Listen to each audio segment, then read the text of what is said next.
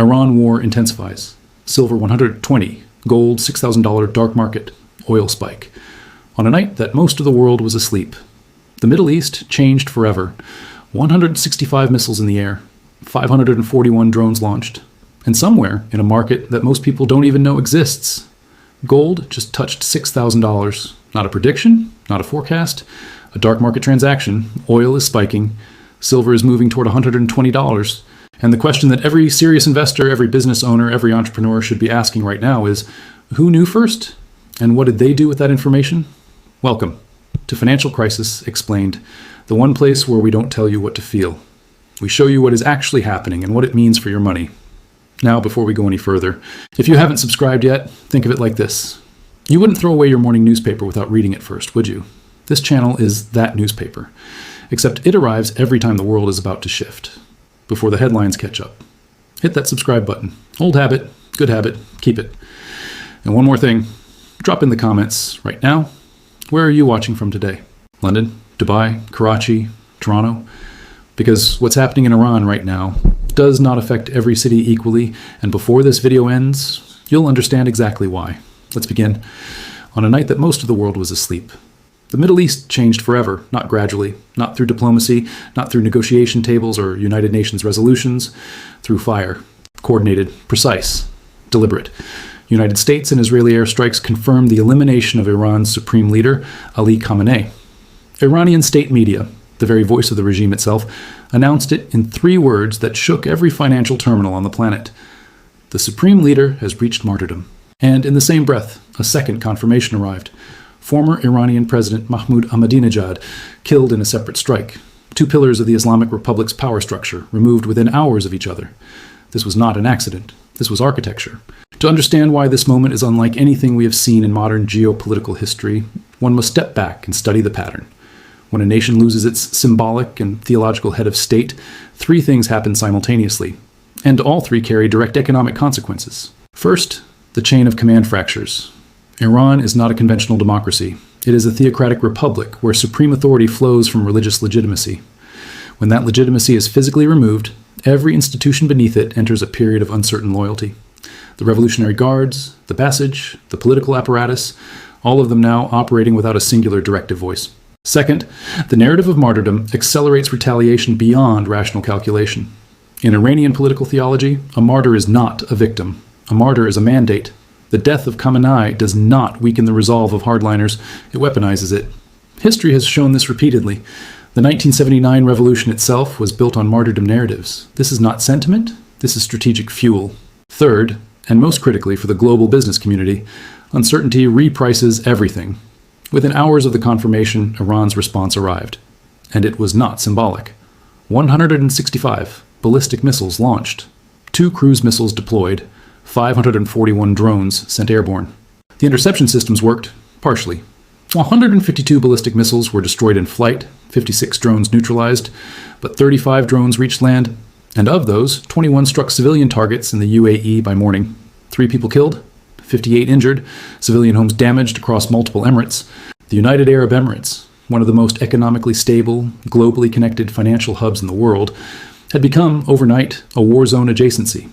For every businessman with operations in Dubai, every entrepreneur with supply chains running through UAE ports, every investor with exposure to Gulf region assets, that morning was a reckoning. But the strike that silenced every defense analyst was the targeting of the USS Abraham Lincoln, an American aircraft carrier, in international waters. Iran's Revolutionary Guards confirmed via state media that 4 ballistic missiles were directed at the Abraham Lincoln. Whether those missiles connected or were intercepted remains, at the time of this analysis, officially unconfirmed. What is confirmed is the intent. Targeting a U.S. carrier is not a tactical decision. It is a civilizational statement. It tells Washington, London, Brussels, Tokyo, and Beijing simultaneously that Iran has crossed its own red lines, that the doctrine of deterrence that governed Middle Eastern conflict for 4 decades has been formally retired. Iran stated it clearly. We will not bow to our enemies. We will respond with strength. No diplomatic language, no back-channel signals, no red lines remaining. Here is what serious analysts understand that casual observers miss. The chaos on the ground is the visible layer of this crisis. Beneath it, something far more consequential was already moving. While missiles were being tracked on radar screens across the Gulf, capital was moving. Quietly, quickly. and in directions that most retail investors and small business owners will only understand after the fact, when prices have already moved beyond their reach. Gold did not wait for a press conference.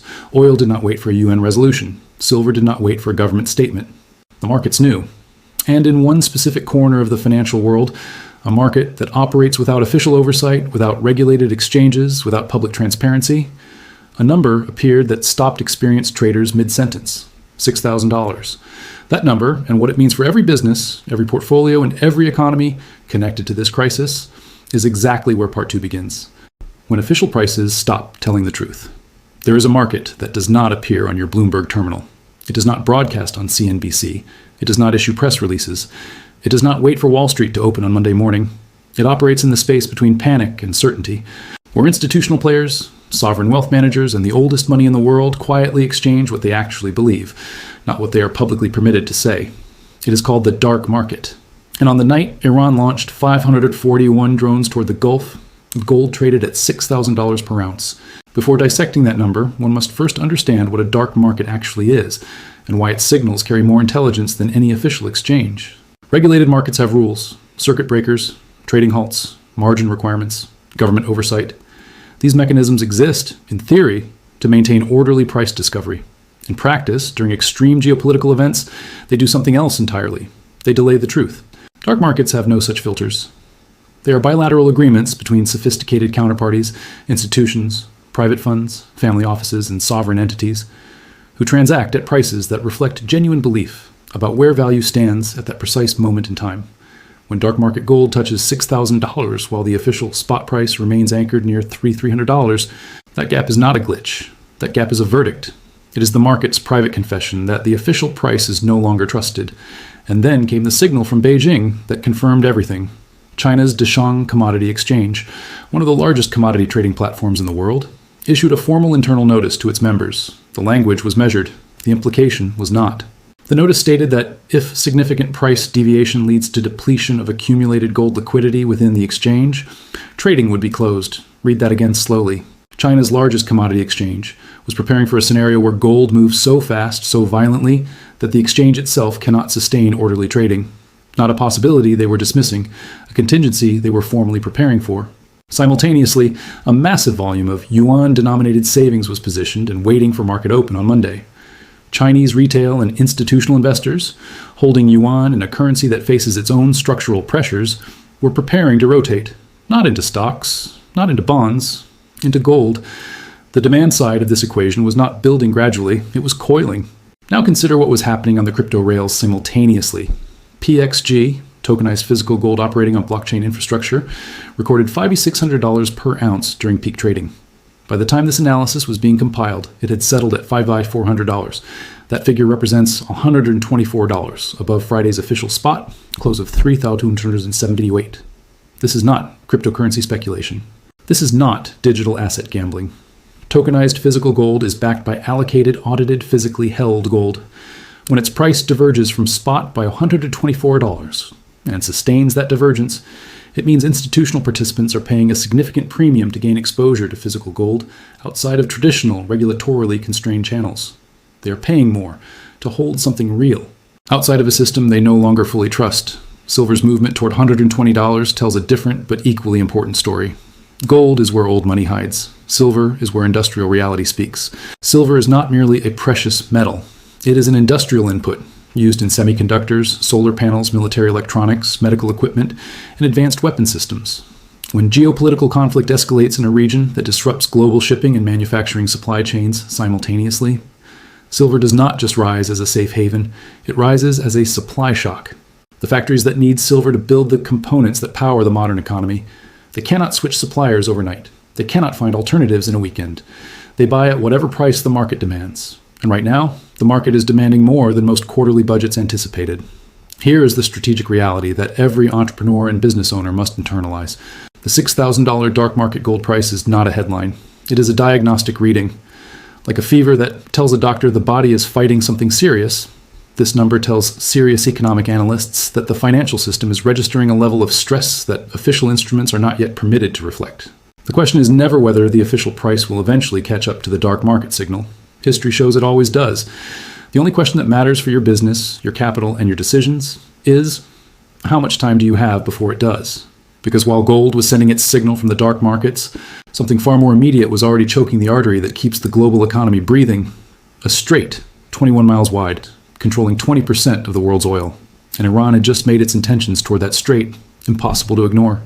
How the Strait of Hormuz becomes the world's most expensive choke point. Draw a line on a map, 21 miles wide at its narrowest point, bordered by Iran on one side, Oman on the other. It does not look significant. It does not look like the kind of geography that determines whether factories in Germany operate, whether fuel prices in Pakistan double overnight, whether airlines in Southeast Asia can sustain their routes through winter. But every serious economist, every energy strategist, every supply chain architect knows one number by memory: 20%. 20% of the world's entire oil supply passes through the Strait of Hormuz every single day. Not annually, not monthly, daily. Approximately 17 million barrels of crude oil, liquefied natural gas, and refined petroleum products, moving through a corridor so narrow that a single disabled tanker can create a traffic disruption felt in refineries across 3 continents. And tonight, Iran is not just threatening that strait. Iran is actively at war with the nations that guarantee its freedom of navigation. To understand where oil prices are heading, one must first study where they have been, because this market has a pattern, and that pattern is currently repeating with disturbing precision. October 1973. Arab oil embargo following the Yom Kippur War. Oil prices quadrupled in 4 months. The United States entered a recession. European economies rationed fuel. Japan, almost entirely dependent on imported oil, watched its post-war economic miracle stall for the first time. November 1979. Iranian Revolution consolidates power. Oil exports collapse. Price per barrel doubles within 12 months. The global economy enters a period of stagflation so severe that it took nearly a decade to fully exit. August 1990. Iraq invades Kuwait. Oil spikes 70% in 3 months. Airlines ground fleets. Shipping costs explode. Consumer prices across import-dependent economies rise faster than central banks can respond. March 2003. U.S. invasion of Iraq. Markets price in supply disruption before a single pipeline is damaged. Speculation alone moves oil $15 per barrel in 6 weeks. Each of these events shares a common architecture. Conflict enters the Gulf region. Uncertainty surrounds Hormuz. Oil prices move before the disruption is confirmed. Every economy that imports energy absorbs the shock through inflation, reduced growth, and cascading supply chain failures. We are now in the opening chapter of that same architecture. The UAE strikes have introduced a variable that energy markets had not fully priced before this week. The United Arab Emirates is not simply a nation that sits near the conflict. It is infrastructure. Jebel Ali, the largest port in the Middle East and the 9th largest in the world, processes cargo that supplies not just the Gulf region, but serves as a transshipment hub for South Asia, East Africa, and significant portions of the European import chain. Dubai International Airport, the busiest international airport on the planet by passenger volume, connects over 240 destinations across 6 continents. When 21 drones strike civilian targets in UAE territory on a single morning, insurance underwriters reprice Gulf region risk within hours. Shipping companies reroute or delay departures pending security assessments. Airlines quietly begin calculating alternate routing costs. Energy companies reassess the risk premium embedded in every contract tied to Gulf supply. None of this appears immediately in official statistics, but it moves through the system like a current beneath the surface, invisible until it surfaces in prices that consumers and businesses cannot avoid. The Abraham Lincoln targeting represents the moment this conflict graduated from regional to global. An aircraft carrier is not simply a military vessel. In the architecture of American foreign policy, a carrier strike group is a floating declaration of strategic commitment. Its presence in a region signals to every government, every market, and every adversarial power that the United States has placed its credibility and its personnel in direct proximity to the conflict. Targeting it is not a military calculation. It is a message to every nation simultaneously. Iran was telling Washington that escalation costs would not be absorbed quietly. It was telling Beijing that the sea lanes connecting Chinese manufacturing to global markets were now inside the conflict perimeter. It was telling Riyadh that no neighboring state could consider itself a passive observer. It was telling the global insurance market, the global shipping industry, and the global energy complex that the rules of engagement have permanently changed. Now translate this into the language that every business owner in this audience must speak fluently. Oil above $100 per barrel is painful. Oil above $120 per barrel is structurally damaging. Oil above $130 per barrel triggers what economists call stagflation architecture. This is the precise condition where inflation rises and economic growth contracts simultaneously.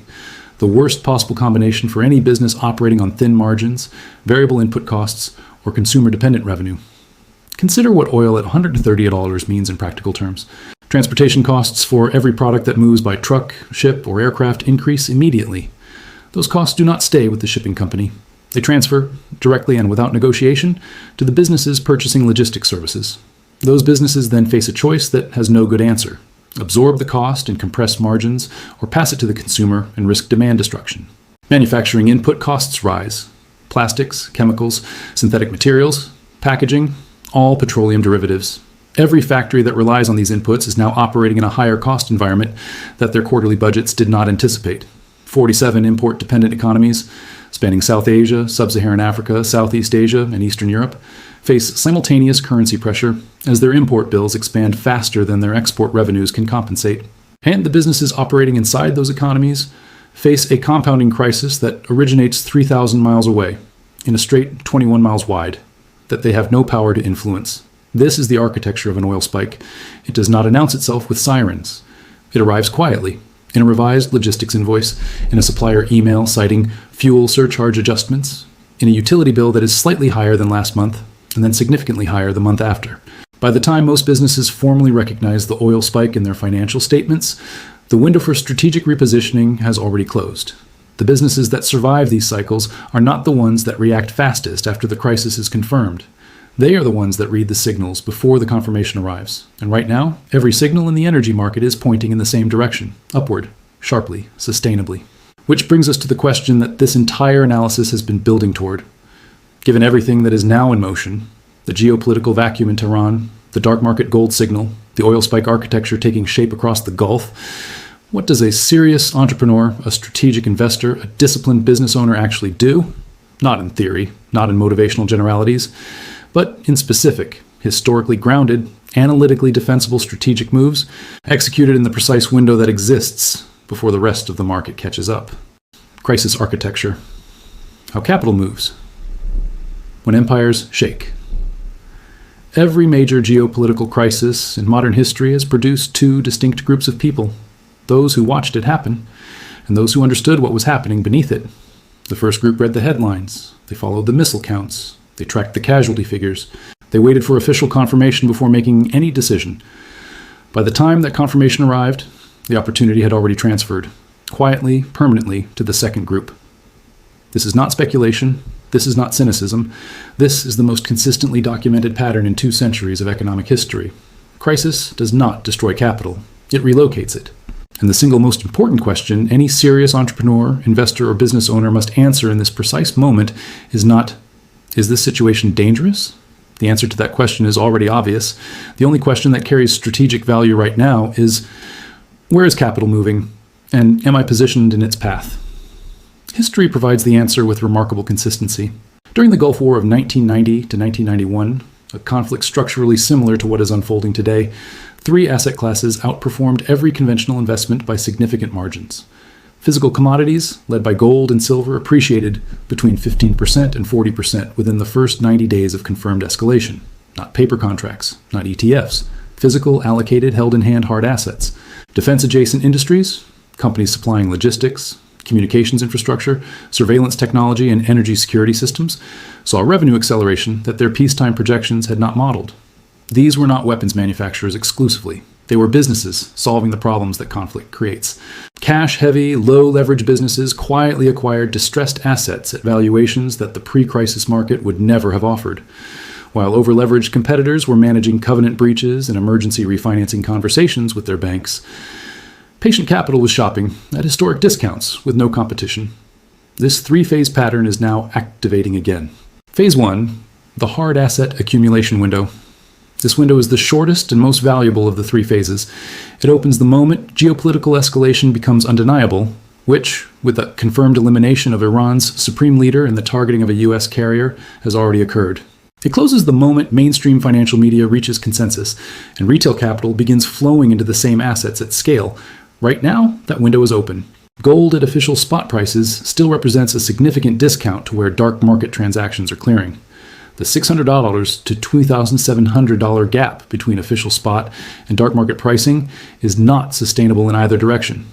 Either the dark market corrects downward, which requires a rapid, credible de-escalation that current trajectory makes structurally unlikely, or official prices accelerate upward to close that gap. Silver at its current price relative to gold represents what analysts call a compressed gold-silver ratio. Historically, during Middle Eastern conflict escalation combined with industrial supply chain disruption, silver has outperformed gold on a percentage basis in the 90 to 180-day window following confirmed escalation. For the entrepreneur and business owner, this does not mean abandoning operations to become a commodity trader. It means understanding that the cash reserves sitting in low-yield accounts, slowly being eroded by inflation that official statistics are already underreporting, have a historically documented time-sensitive alternative: hard assets held physically, outside of counterparty-dependent financial instruments. Phase 2, the supply chain repositioning window. This phase is less discussed but equally consequential. Every business that relies on inputs sourced from, transported through, or financially settled in Gulf region supply chains is currently carrying risk that their last quarterly review did not capture. The businesses that navigate this phase successfully are not those that eliminate all Gulf exposure overnight. That is neither possible nor strategically sound.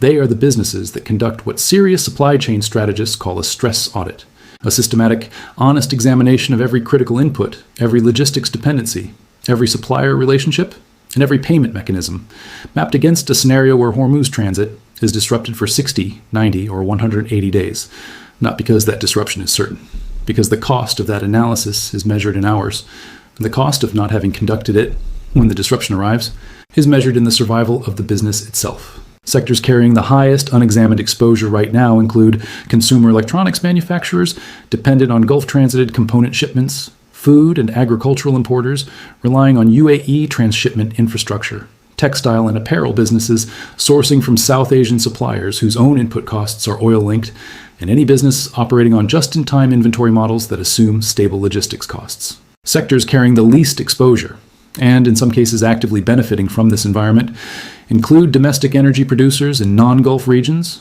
businesses with pricing power sufficient to pass input cost increases to consumers, financial services operating in hard asset-adjacent spaces, and companies with strong balance sheets positioned to acquire weakened competitors during the disruption window. Know which category your business occupies? Not approximately, precisely. Phase 3, the distressed asset acquisition window. This is the phase that creates generational wealth. It is also the phase that requires the most patience and the strongest financial position to access.